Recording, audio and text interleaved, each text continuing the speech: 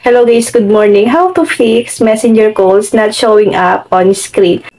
Or paano po ba natin naayusin once na may nag-video call sa atin, hindi po siya nag-a-appear sa ating screen or non-appearance siya sa ating screen. Ganito lang po ang gagawin natin. May nag-comment po kasi nito guys sa ating comment section. Ito pa ang comment niya. Punta lang tayo sa ating Play Store. Kailangan po updated ang ating mga messenger. Dito po sa may search engine, i-type lang natin dito ang messenger. Then, search natin. Once na ang nakalagay dyan ay open, ibig sabihin po updated ang inyong messenger. Pero kung ang nakalagay dyan ay updated, kailangan nyo lang po i-click ang updated para ma-update po ang ating messenger.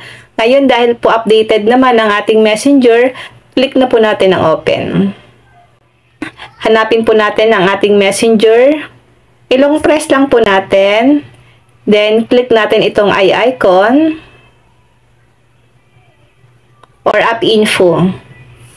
Hanapin niyo po yung eye icon or app info. Click natin ang permissions.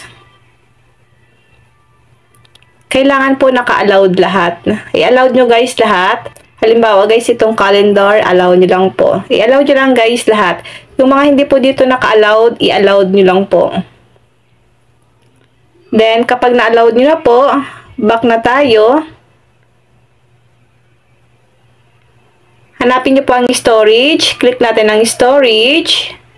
I-clear data na po natin ang ating messenger. Click delete. Ayan guys, nag-zero bin na siya. Then, back natin.